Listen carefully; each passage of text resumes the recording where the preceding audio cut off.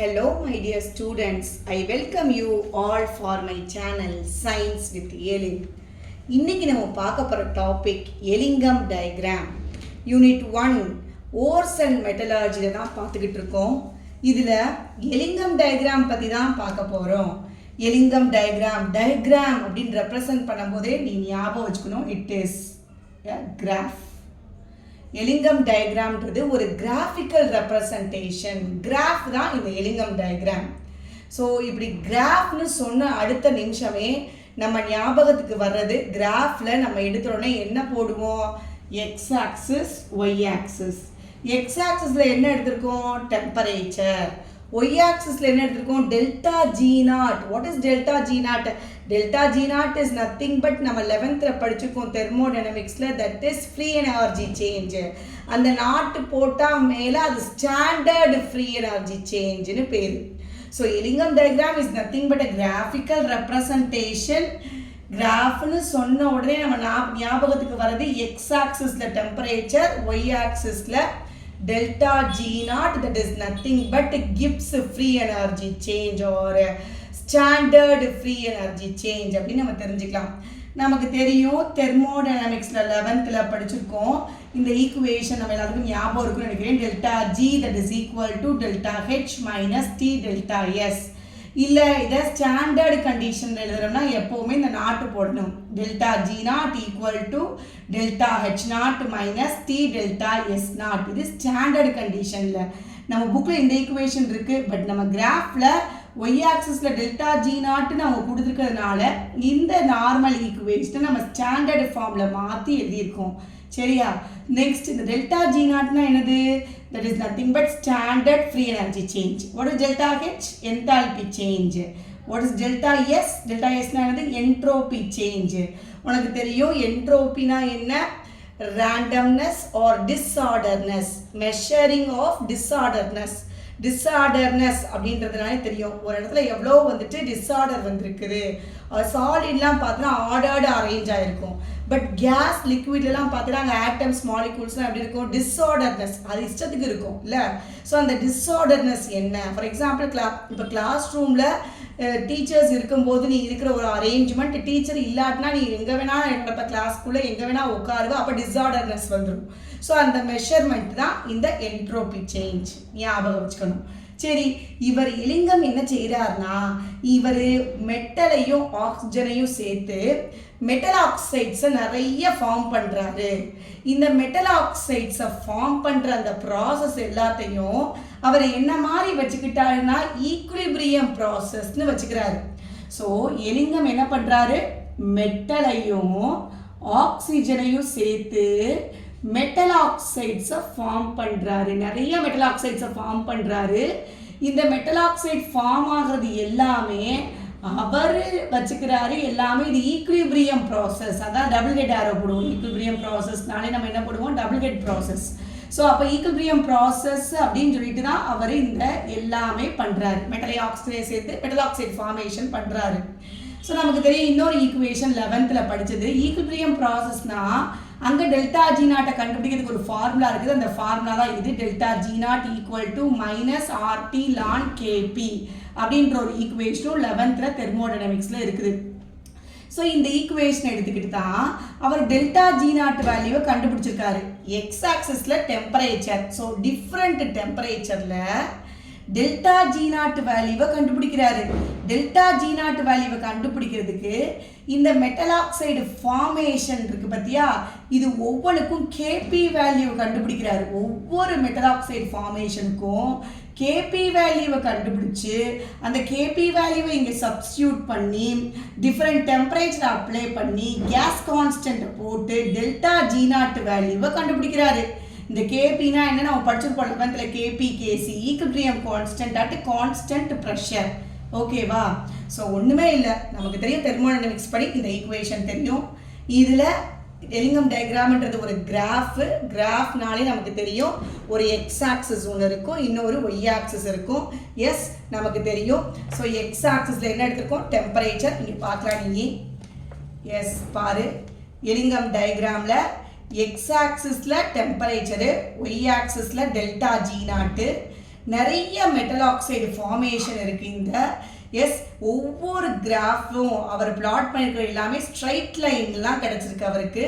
ஒவ்வொன்றும் ஒரு மெட்டல் ஆக்சிஜனோட சேர்ந்து மெட்டல் ஆக்சைடு ஃபார்ம் ஆயிருக்கு. ஃபார் எக்ஸாம்பிள் அலுமினியம் ஆக்சிஜனோட சேர்ந்து அலுமினியம் ஆக்சைடாக மாறி இருக்குது. அது மாதிரி கால்சியம் ஆக்சைடோட சேர்ந்து கால்சியம் ஆக்சைடாக மாறி இருக்குது. அது மாதிரி சில்வர் ஆக்சைடோட சேர்ந்து சில்வர் ஆக்சைடாக ஃபார்ம் ஆயிருக்கு. இப்படி ஒவ்வொரு மெட்டலையும் ஆக்சிஜனையும் சேர்ந்து மெட்டல் ஆக்சைடு ஃபார்மேஷன் பண்ணியிருக்காரு. அது எல்லாத்துக்குமே ஸ்ட்ரைட் லைன் தான் கிடைச்சிருக்கு. இப்போ நமக்கு தெரியும் மேக்ஸில் ஸ்ட்ரைட் லைன் ஈக்குவேஷன்னா என்னது, y = mx + c. அந்த ஃபார்மேட்டை தான் நம்ம ஸ்ட்ரைட் லைன் ஈக்குவேஷன் சொல்லுவோம். So what is the straight line equation, y = mx + c. So நமக்கு எல்லா மெட்டல் ஆக்சைடு ஃபார்மேஷனும் ஸ்ட்ரைட் லைனில் கிடைச்சதுனால இதையும் நம்ம ஸ்ட்ரைட் லைன் ஈக்குவேஷனுக்கு கம்பேர் பண்ணுறோம். இந்த டெல்டா ஜி நாட் வேல்யூ ஈக்குவேஷனை y பார்த்தோன்னா டெல்டா ஜி நாட்டாக இருக்குது, m பார்த்தோன்னா இந்த டெல்டா எஸ்ஸாக இருக்குது ஸ்லோப்பு, தென் எக்ஸ் தான் டெம்பரேச்சரு, தென் டெல்டா ஹெச் தான் டெல்டா ஹெச் தான் சி இன்டர்செப்ட். ஓகே, ஏன்னா ஒவ்வொரு மெட்டல் ஆக்சைடு ஃபார்மேஷனும் ஸ்ட்ரைட் லைனை கொடுத்ததுனால கிராஃபில் நம்ம இந்த ஈக்குவேஷனை ஸ்ட்ரைட் லைனோட கம்பேர் பண்ணுறோம். ஸோ ஸ்ட்ரைட் லைனோட கம்பேர் பண்ணும்போது டெல்டா ஜி நாட்டை வந்துட்டு ஒய் ஆக்சிஸ்னு சொல்கிறோம், டெம்பரேச்சரை வந்து எக்ஸ் ஆக்சிஸில் சொல்கிறோம், then slope is nothing but delta S, that is change in entropy. Then intercept தான் யார், டெல்டா ஹெச், என்தால்பி சேஞ்சு அப்படின்னு சொல்கிறாரு. ஸோ இவர் ஒவ்வொரு மெட்டல் ஆக்சைடு ஃபார்மேஷனுக்கும் டிஃப்ரெண்ட் டெம்பரேச்சரில் கேபி வேல்யூவை கண்டுபிடிச்சு டெல்டா ஜி நாட் வேல்யூவை கண்டுபிடிச்சு கிராஃபை பிளாட் பண்ணுறாரு. கிராஃபில் என்ன கண்டுபிடிச்சிருக்காரு, எக்ஸ் ஆக்சிஸில் எக்ஸ் ஆக்சிஸில் டெம்பரேச்சரு, ஒய் ஆக்சிஸில் டெல்டா ஜி நாட்டை கண்டுபிடிச்சி கிராஃபை பிளாட் பண்ணால் எல்லாமே ஸ்ட்ரைட் லைனாக கிடச்சிருக்குது. சரியா? ஸோ இப்படி இவர் போட்ட இந்த கிராஃப் தான் எலிங்கம் டயக்ராம் அப்படின்றத ஞாபகம் வச்சுக்கணும். சரி, இந்த எலிங்கம் டயக்ராமோட அப்சர்வேஷன் என்ன, what are the observations of Ellingham diagram? So Ellingham டயக்ராமில் மொத்தம் ஒரு 4 அப்சர்வேஷன்ஸ் இருக்குது. 4 அப்சர்வேஷனில் 3 அப்சர்வேஷன் பார்த்தேன்னா ஸ்லோப்பை பேஸ் பண்ணது, நல்லா ஞாபகம் வச்சுக்கணும். ஃபஸ்ட்டு 3 பார்த்தனா, ஃபஸ்ட்டு 3ன்றதை விட புக்கில் வந்துட்டு ஃபஸ்ட்டு 2 லாஸ்ட் 1 மொத்தம், அதாவது 1 2 4 அந்த 3 பாயிண்ட்டும் ஸ்லோப்பை பற்றின இன்ஃபர்மேஷனாக தான் சொல்லியிருக்கோம். ஸோ நான் ஜென்ரலாக ஃபஸ்ட் எடுத்துக்க போகிறேன்.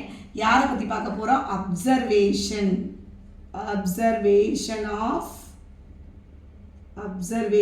Of Ellingham diagram. Observation of Ellingham diagram. So Ellingham diagram ஓட observation 4 observations இருக்குது. இந்த 4 observationல 3 observations பார்த்தனா யாரை பேஸ் பண்ணதுன்னு சொல்லிட்டேன், ஸ்லோப்பை பேஸ் பண்ணது. ஸ்லோப்னா இங்கே யார், டெல்டா எஸ். ஏற்கனவே சொன்னேன், எக்ஸ் ஆக்சிஸில் டெம்பரேச்சர், ஒய் ஆக்சிஸில் free energy change. Then what is slope, slope தான், ஸ்லோப் இஸ் நத்திங் பட் இங்கே டெல்டா எஸ் ஞாபகம் வச்சுக்கணும். ஓகே, இந்த ஸ்லோப்பை பேஸ் பண்ணி தான் 3 அப்சர்வேஷன் இருக்குது எலிங்கம் டயக்ராமில். So first condition slope is பாஸ் 3 விதமாக சொல்லுவாங்க. Slope is positive, negative, slope வந்து ஒரு சடன் சேஞ்ச் வருதுன்னு. ஸோ ஃபர்ஸ்ட் கண்டிஷனில், கண்டிஷன் 1ல ஸ்லோப் இஸ் பாசிட்டிவ். ஸ்லோப் பாசிட்டிவாக இருந்தால் என்ன, அதை வச்சு தான் first observation. Slope is positive. சரி, ஸ்லோப் பாசிட்டிவாக இருந்தால் என்ன, இங்கே பாப்போம் எப்படி சொல்கிறாங்க. ஸ்லோப் வந்து பாசிட்டிவாக இருக்குது, எதை வச்சு இங்கே அப்சர்வ் பண்ணி சொல்கிறாங்க அப்படின்னு பார்ப்போம். இப்போ பார்த்தனா அவர் கிராஃப் ஃபுல்லாக மெட்டலும் ஆக்சிஜனும் சேர்ந்து என்ன ஃபார்ம் ஆகுது, மெட்டல் ஆக்சைடு ஃபார்ம் ஆகுது அவர் கிராஃபில். நீ கிராஃப் ஃபுல்லாக பார்த்தேன்னா எல்லா இடத்துலையுமே இங்கே பாரு, எல்லா இடத்துலையுமே மெட்டலும் ஆக்சிஜனும் சேர்ந்து மெட்டல் ஆக்சைடு ஃபார்ம் ஆகுது. சரி, இந்த மெட்டல் ஆக்சைடு ஃபார்ம் ஆகுறதுல ஸ்லோப் பாசிட்டிவாக இருக்குன்னு சொல்கிறாரு. எப்படி அப்படி சொல்கிறாரு, எங்கே வரும்போது அப்படின்னு சொல்கிறாரு, most of the metal oxide ஃபார்மேஷனில் ஸ்லோப் வந்து பாசிட்டிவ்னு சொல்கிறாரு. எப்படி இப்போ பார்த்தனா இந்த மெட்டல் வந்து எப்பயுமே சாலிட் ஸ்டேட்டில் இருக்கும், ஆக்சிஜன் வந்து கேசியஸ் ஸ்டேட்டு, மெட்டல் ஆக்சைடு வந்து அகைன் சாலிட் ஸ்டேட்டு, ரைட். சாலிடில் நமக்கு என்ட்ரோபி சேஞ்ச் இருக்காது. நான் ஏற்கனவே சொல்லியிருக்கேன், இது எல்லாமே என்ட்ரோபி பேஸ்டு. என்ட்ரோபி சேஞ்சை பொறுத்து என்ட்ரோபி சேஞ்சு தான் அந்த ஈக்குவேஷனில் என்னது delta S. Delta S is nothing but measure of disorder. இது ஞாபகம் வச்சுக்கணும். இதை வச்சு தான் நான் இப்போ இந்த ஸ்லோப் வந்து பாசிட்டிவ்னு சொல்ல போகிறேன். எந்த ஈக்குவேஷனை delta G equal to delta H minus T delta எஸ்ல பாருங்க. இப்போ இது சாலிட் ஸ்டேட், இது கேசியஸ் ஸ்டேட், இது சாலிட் ஸ்டேட். ரியாக்டன்ட் சைடில் என்ட்ரோபி சேஞ்ச் SR அப்படின்றது ரியாக்டன்ட் சைடில் என்ட்ரோபி. ரியாக்டன்ட் சைடில் என்ட்ரோபி பார்த்தனா இதால் ஒரு என்ட்ரோபி சேஞ்சும் இருக்காது. ஏன்னா மெட்டல் வந்து சாலிட் ஸ்டேட்டில் இருக்குது, சாலிட் ஸ்டேட்டில் டிஸார்டர்னஸ் இருக்காது. பட் கமிங் டு ஆக்சிஜன் கேஸ்னால் ஒரு இடத்துல இருக்காது, அங்கிட்டு இங்கிட்டுமா போயிடும், ரைட்டா. அப்போது இங்கே டிஸார்டர்னஸ் வரும். அப்போ இங்கே டிஸார்டர்னஸ் இருக்கும், ரியாக்டன்ட் சைடில் டிஸார்டர்னஸ் இருக்கும் because of this oxygen. Coming to product சைடில் உள்ள நம்ம எஸ் என்ட்ரோபி சேஞ்சை எஸ்பி அப்படின்னு வச்சுக்கிடுவோம். இங்கே நமக்கு என்ட்ரோபி சேஞ்ச் இருக்குமான்னு கேட்டால் இருக்காது. பிகாஸ் இங்கே என்ன ஸ்டேட், இது சாலிட் ஸ்டேட்டில் ஆட்டம்ஸ் கரெக்டாக பக்காவாக அரேஞ்ச் ஆகிருக்கும் ஆர்டர்லி மேனரில். அப்போ அங்கே டிஸார்டர்னஸ் இருக்காது. அப்போ சாலிட் ஸ்டேட்டில் இருக்க இதுக்கும் டிஸார்டர்னஸ் இருக்காது. அப்போ டிஸார்டர்னஸ் என்ட்ரோபி எங்கே மட்டும்தான் நமக்கு டிஸார்டர்னஸ் வரும், இங்கே மட்டும்தான். அப்போ compared to reactant side and product side, reactant side தான் என்ட்ரோபி டிஸார்டர்னஸ் இருக்கும். இப்போ இங்கே அதிகமாக இருக்குது, இல்லை இருந்தாலும் எப்படி சொல்லிக்கலாம், நமக்கு கம்மியாக இருக்காது. ஸோ அங்கே பார்த்தோன்னா இங்கே இதை நம்ம மெஷர் பண்ணி பார்க்கும்போது இந்த ஆக்சிஜனால் இங்கே என்ட்ரோபி சேஞ்ச் இருக்கும், இங்கே எதுவுமே இருக்காது. அதனால் என்ட்ரோபி சேஞ்ச் ரொம்ப கம்மியாக இருக்குதுன்னு வச்சுக்கிறோம். சரி, அப்போ டோட்டலாக என்ட்ரோபி சேஞ்ச் எப்படி கண்டுபிடிப்போம், product minus reactant SP minus SR. S is entropy change, இந்த ரியாக்டன்ட் சைடில் உள்ள என்ட்ரோபி சேஞ்சு, ரியாக்டன்ட் சைடில் உள்ள என்ட்ரோபி சேஞ்சை தான் எஸ்ஆர்னு சொல்கிறோம், ப்ராடக்ட் சைடில் உள்ள என்ட்ரோபியை தான் எஸ்பின்னு சொல்கிறோம். ஸோ இங்கே கம்மியாக இருக்குது, லெஸ்ஸாக இருக்குது, என்ட்ரோபி சேஞ்சே மேக்ஸிமம் இல்லை, ரொம்ப கம்மியாக இருக்குது. மைனஸ் இங்கே பார்த்தோன்னா என்ட்ரோபி சேஞ்ச் கொஞ்சம் இதை கம்பேர் பண்ணும்போது இங்கே அதிகம் பிகாஸ் ஆஃப் திஸ் ஆக்சிஜன். அப்போ இங்கே மோராக இருக்குது. For example if you are saying entropy change suppose இல்லைன்ற மாதிரியே கூட வச்சுக்குவோமே, அப்படின்னா 0வாக இருக்குது அப்படின்னு வச்சுக்குவோம். இங்கே வந்துட்டு ஒரு 5 அப்படி இருக்குன்னா அப்போ ஆன்சர் எதில் வரும், நமக்கு நெகட்டிவில் வரும், ஆமாவா. ஸோ அப்போ இங்கே delta S value that is slow S entropy change எப்படி வருது, நமக்கு entropy change will be in negative format. So entropy change வந்து நெகட்டிவில் வருது நமக்கு. ஸோ அப்போ நெகட்டிவில் நானாக ஜென்ரலாக சொல்கிறேன், லெஸ்ஸாக இருக்கனால இல்லை என்ட்ரோபி சேஞ்சே இல்லாமல் இருக்கலான்றதுக்காக 0ன்னு போட்டிருக்கேன். இல்லை ஒரு 1 இருந்தால் கூட அது மைனஸில் தான் வரும், சரியா. ஸோ அப்போ மைனஸில் வந்தால் அப்போ டெல்டா எஸ் நெகட்டிவ் அப்படின்னு சொன்னோம்னா இந்த ஈக்குவேஷனில் கொண்டு போடு. அப்போ டெல்டா ஜி ஈக்குவல் டு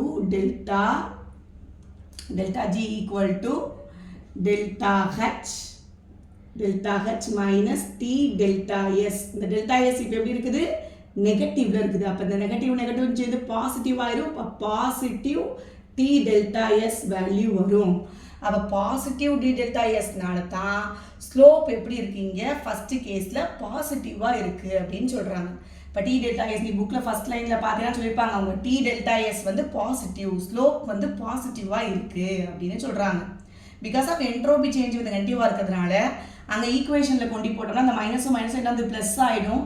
அப்போ ஸ்லோப் வந்து பாசிட்டிவ் ஸ்லோப்பாக இருக்குது அப்படின்னு சொல்கிறாங்க. ஸோ ரொம்ப ஈஸி. என்ன சொல்லணும், for most of the metal oxide நம்ம கிராஃபில் பார்த்தோம்னா நிறைய மெட்டல் ஆக்சைட் ஃபார்மேஷன் இருக்குது. அங்கே இருக்கிற எல்லா மெட்டல் ஆக்சைட் ஃபார்மேஷனும் ஒரு ஸ்ட்ரைட் லைனை கொடுத்துச்சு. அந்த ஸ்ட்ரைட் லைனில் ஸ்லோப் எப்படி இருக்கான், பாசிட்டிவாக இருக்குது. ஏன் பாசிட்டிவாக இருக்குன்னா ஜென்ரலாக ஒரு மெட்டல் ஆக்சைடோட சேரும்போது மெட்டல் ஆக்சைடை ஃபார்ம் ஆகுது. அங்கே நடக்கிற என்ட்ரோபி சேஞ்சை வச்சு அந்த என்ட்ரோபி சேஞ்ச் நெகட்டிவாக இருக்கிறத வச்சு ஸ்லோப் வந்து பாசிட்டிவாக இருக்குது அப்படின்றத அப்சர்வ் பண்ணி சொல்கிறாரு. இது ஃபஸ்ட்டு கேஸ். நெக்ஸ்ட் கேஸில் ஸ்லோப் இஸ் நெகட்டிவ். யார் நெகட்டிவாக இருப்பா, நீ கிராஃபில் பார்த்தேன்னா ஒரே ஒருத்தர் மட்டும் மேலேருந்து கீழே வருவாங்க. அது யாருன்னு பார்த்தோன்னா carbon monoxide. Slope is positive. First positive தான் பார்த்துட்டோம், ஸ்லோப் இஸ் நெகட்டிவ். இப்போ slope is negative. Slope is negative. So அப்போ இந்த ஸ்லோப் எப்போ நெகட்டிவாக இருக்கும்? நம்ம கிராஃபில் பார்த்தோம்னா நீ பார்க்கணும், எல்லா மெட்டல் ஆக்சைடும் மேலே தான் ஸ்ட்ரைட் லைனாக போயிருக்கும், அதனால பாசிட்டிவ்னு சொல்லிட்டோம். ஆனால் ஒரே ஒருத்த மட்டும், ஃபார் எக்ஸாம்பிள் இந்த ரெட் லைனில் இருக்க பற்றியா கீழே வரும் 200 கீழே -200 கீழே பார்த்தோன்னா கார்பனும் கார்பன் மோனாக்சைடும் இந்த இடத்துல கார்பன் மோனாக்சைடு மட்டும் பார்த்தோன்னா கீழே வருது straight line. Straight line will be இந்த டவுன் ஃபார்மேட்டில் வருது. மற்ற மெட்டல் ஆக்சைடு ஃபார்மேஷன்லாம் மேலே தான் போகும். பட் கார்பன் ப்ளஸ் ஆக்சிஜன் மட்டும் கார்பன் மோனாக்சைடு ஃபார்ம் ஆகிற கண்டென்ட் மட்டும் கீழே வரும். இந்த straight line will be in down format. Okay, அப்பா இல்லாமல் டவுனில் வருது. அப்போது இதை எடுத்துக்கிட்டோம்னா இந்த ஸ்ட்ரைட் லைன் எடுத்துக்கிட்டோம்னா கார்பன் மோனாக்சைடு ஃபார்மேஷனு இங்கே ஸ்லோப் வந்து பார்த்தோன்னா நெகட்டிவாக இருக்குன்னு சொல்ல வராங்க. பார்ப்போம் எப்படி சொல்கிறாங்கன்றத. அப்போ கார்பன் மோனாக்சைடு C+O2 CO2. அப்போ ஈக்குவேஷனை பேலன்ஸ் பண்ணுவோம். இங்கே கார்பன் மோனாக்சைடு CO. ஸோ இங்கே கார்பன் 1 கார்பன் 1, ஆக்சிஜன் எத்தனை இருக்குது? 2 இருக்குது. அப்போது இங்கே 2 போட்டுருணும். ஸோ கார்பன் மோனாக்சைடு மட்டும் தான் டவுன் ஸ்ட்ரைட் லைனாக வருது கிராஃபில். அந்த ஸ்ட்ரைட் லைனுக்கு ஸ்லோப் வந்து நெகட்டிவாக இருக்குன்னு சொல்கிறாரு. அவர் எப்படி சொன்னார்ன்றதை பார்ப்போம். சரி, இந்த ஈக்குவேஷன் எடுத்துக்கிட்டாச்சு. இப்போ நம்ம சொல்லுவோம் கார்பன் வந்து சாலிட் ஸ்டேட்டு, ஆக்சிஜன் வந்து கேசியஸ் ஸ்டேட்டு, அகைன் இதுவும் கேசியஸ் ஸ்டேட்டு. இங்கே பார்த்தோன்னா 1 மோல் ஆக்சிஜன் எடுத்தோம் ரியாக்டன்ட் சைடில். பட் நம்ம ப்ராடக்ட் சைடில் பாருங்க, we are getting 2 moles of carbon monoxide. அப்போ 1 மோல் ஆக்சிஜனை எடுத்துக்கிட்டோம், நமக்கு எத்தனை மோல் கார்பன் டை ஆக்சைடு கிடைச்சிருக்கு? 2 moles ஆஃப் கார்பன் மோனாக்சைடு கிடைச்சிருக்குது.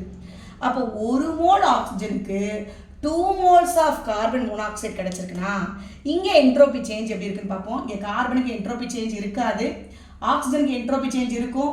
அப்போ ரியாக்டன்ட் சைடில் உள்ள என்ட்ரோபி பார்த்தனா இந்த ஆக்சிஜனால் மட்டும்தான். ஆனால் ஆக்சிஜன் எத்தனை மோல் தான் இருக்குது? 1 மோலுக்கு என்ட்ரோபி சேஞ்சு எப்படி இருக்கும்? அதே இது ப்ராடக்ட் சைடில் பாரு 2 மோல் கேஸ் இருக்குது. அப்போ 2 மோல் கேஸுக்கு என்ட்ரோபி சேஞ்சு எப்படி இருக்கும் சொல்லி பார்ப்போம். அப்போது ரியாக்டன்ட் சைடில் அதிகமாக இருக்குமா என்ட்ரோபி டிஃபரன்ஸு, இல்லை ப்ராடக்ட் சைடில் அதிகமாக இருக்குன்னு கேட்டேன்னா ப்ராடக்ட் சைடில் தான் என்ட்ரோபி சேஞ்சு அதிகமாக இருக்கும். ஏன் அப்படின்னா இங்கே 2 moles ஆஃப் கேஸ் இருக்குது, பட் இங்கே 1 mole ஆஃப் கேஸ் தான் இருக்குது. அப்போ இதுக்கு கம்மியாக இருக்கும். ரியாக்டன்ட் சைடில் உள்ள இந்த 1 mole ஆக்சிஜனோட என்ட்ரோபி சேஞ்சு ரொம்ப கம்மியாக இருக்கும் compared to 2 moles of carbon மோனாக்சைடோட என்ட்ரோபி சேஞ்சு. ஓகே, அப்போது இப்போ நம்ம கண்டுபிடிப்போம். இப்போ delta S equal to how can we calculate SP minus SR, that is reactant product minus reactant. இப்போ ப்ராடக்டில் தான் அதிகமாக இருக்குது, பிகாஸ் இங்கே 2 mole இருக்குது கேஸ், ரியாக்டன்ட்ல 1 மோல் தான் இருக்குது. அப்போ டிஸார்டர்னஸ் 2 மோல் இருக்கும்போது அங்கே தான் அதிகமாக இருக்கும். அப்போ இது வந்துட்டு லெஸ்ஸாக இருக்கும். அவள் சப்போஸ் இதை நமக்கு அதிகமாக ஒரு 10 இருக்குன்னு வச்சுக்கோமே, இதில் ஒரு 5 இருக்குன்னா அப்போ நமக்கு என்ன வேல்யூ கிடைக்கும்? Positive value. அப்போ delta S that is change in entropy பாசிட்டிவாக கிடைக்கும். அப்போ என்ட்ரோபி பாசிட்டிவ்னா இந்த ஈக்குவேஷனில் கொண்டு போட்டோம்னா இந்த ஈக்குவேஷனில் கொண்டு போட்டோம்னா இது பாசிட்டிவாக இருக்குது. அப்போ பாசிட்டிவ் நெகட்டிவ்னு சொன்னால் negative T delta S value வரும், negative T delta S value வரும். அப்போ நெகட்டிவ் அப்படின்றத அவங்க சொன்னது கரெக்டாக இருக்குது.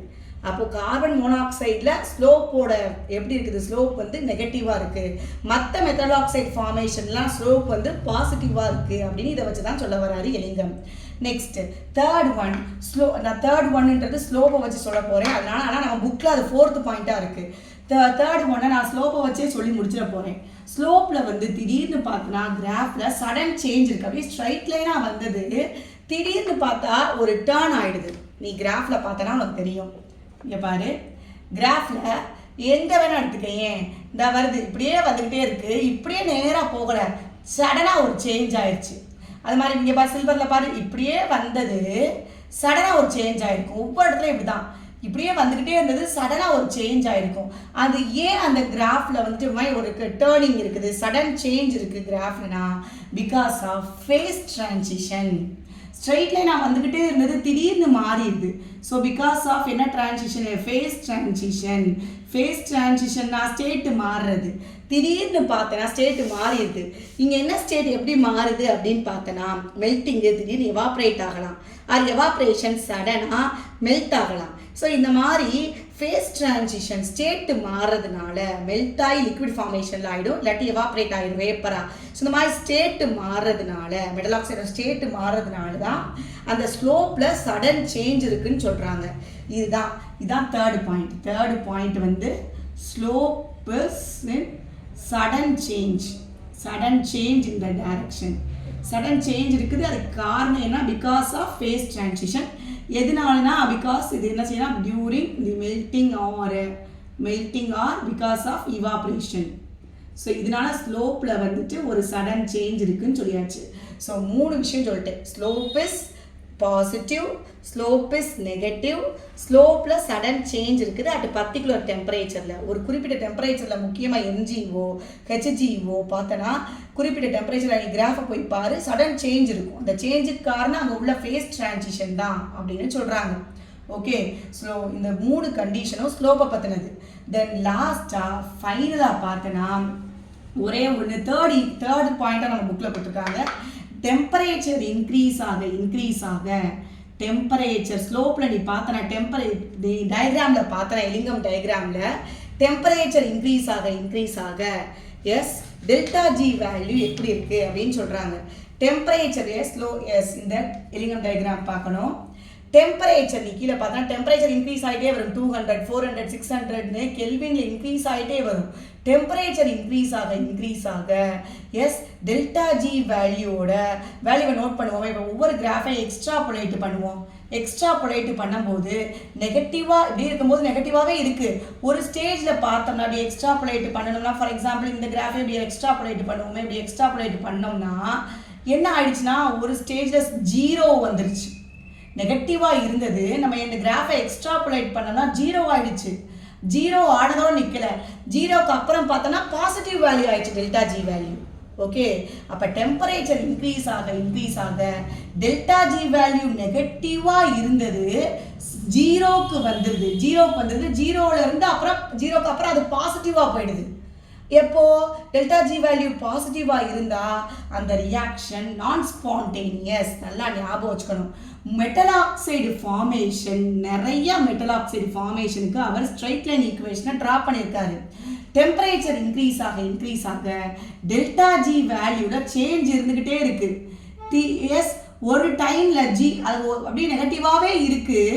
அதை நம்ம எக்ஸ்ட்ராபுலேட் பண்ணோம்னு வச்சுக்கோ. எக்ஸ்ட்ராபுலேட் கிராஃப் நல்லா நீட்டி விட்டனா எக்ஸ்ட்ராபுலேட் பண்ணுனா ஒரு இடத்துல 0 ஆகிடுது.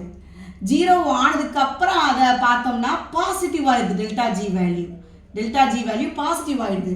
எப்பயுமே நமக்கு தெரியும் டெல்டா ஜி நெகட்டிவ் வேல்யூவாக இருந்தால் தான் அந்த ரியாக்ஷன் ஸ்பான்டேனியஸ், அது தானாக நடக்கும்.